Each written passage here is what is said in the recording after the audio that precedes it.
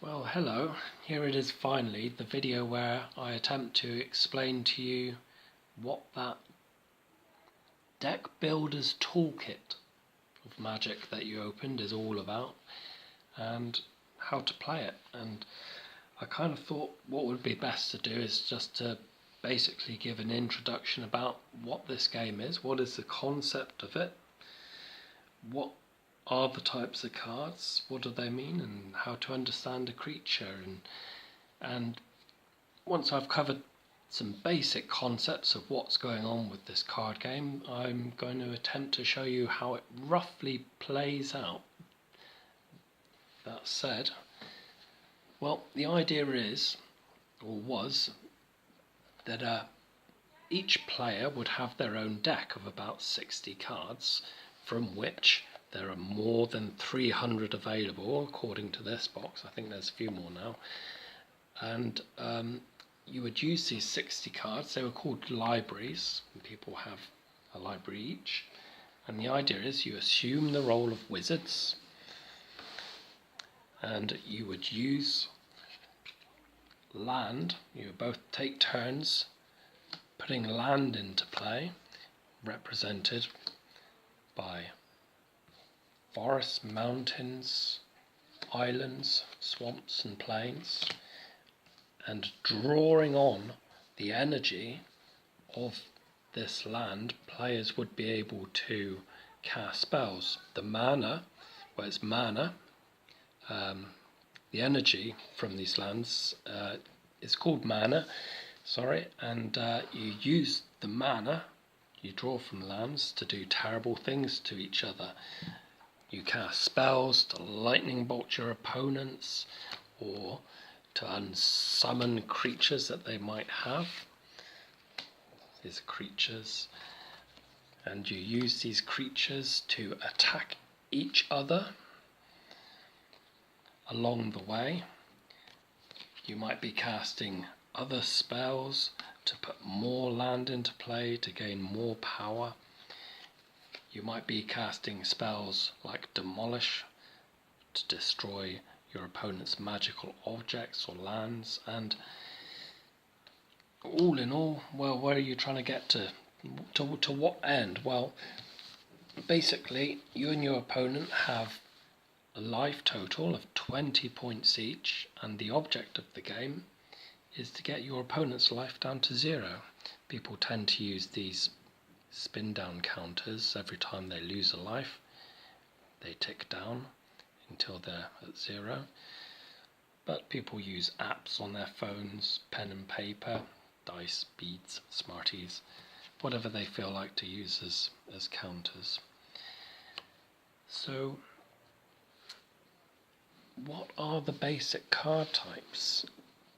Well, we saw land. These are some basic lands. These are swamps, and these are used, as you've probably seen already going through your deck builder's toolkit, for black magic. So black. So here is a black card. So you can see there are 2 black symbols at the top, and the idea is that you tap your swamps to cast spells, and the idea would be that I've drawn 2 black mana, and I can play this card, and it says target player draws 2 cards. That means target means that you can choose something specifically. You could choose another player to do it, and loses 2 life. So I could say, oh well, 2 cards, that's worth it, I'll pay 2 life.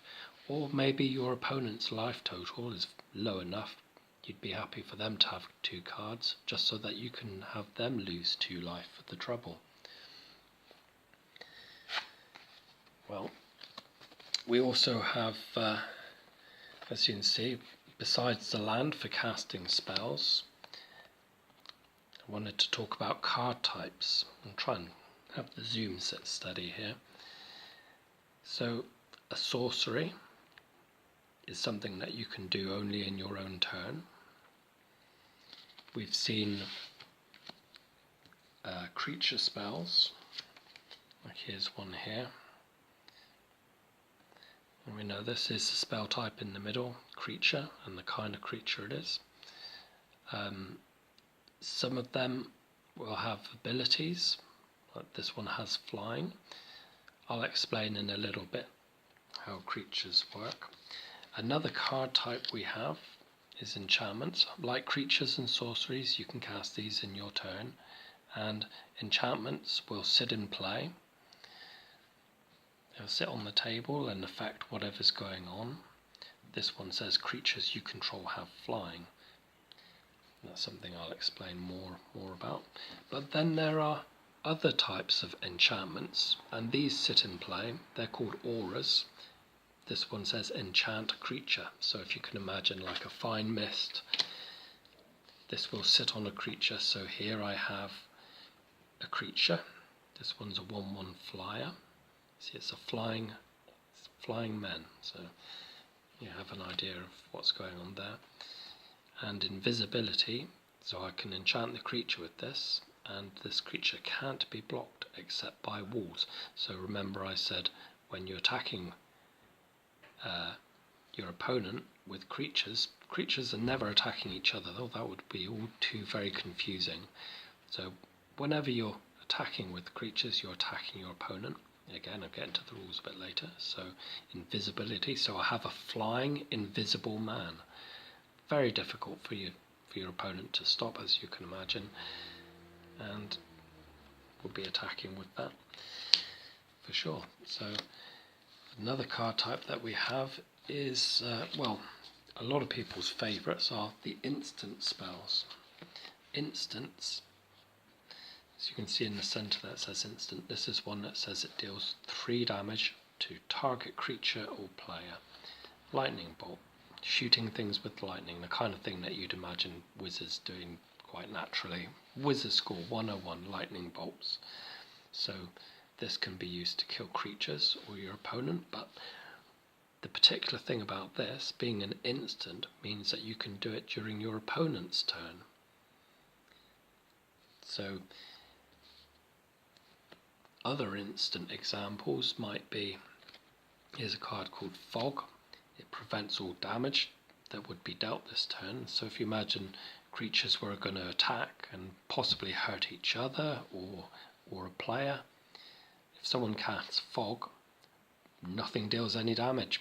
Everything gets lost in the fog.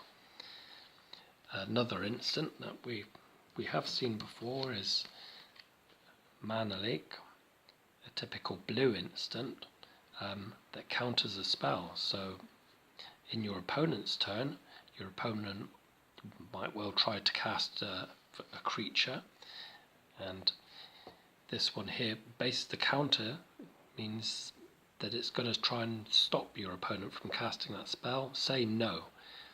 So they'll try and cast it, you say no. You can't have that spell unless you pay 3 more mana, unless you have 3 more lands and you want to use them, not to cast other spells and things, but to save your own spell, then you won't get that creature. So that's another way of stopping creatures and having shenanigans. So, but moving on, I'm going to try and make another video shortly of some typical play, the way it plays out, just to give you an idea of how you could expect the run of the game to go. But really, the best way to experience Magic is to have a very rough idea of the rules, which I'm going to try and give you, and then the fun is playing it with someone and making mistakes along the way, trying to read the cards. You have to take them very literally and fudge your way around that, and making mistakes and trying to work things out with another player that's learning is all part of the fun. So that's it for an introduction into what Magic is and what it does. And tune in for part 2, where I'll be trying to play it. Bye bye.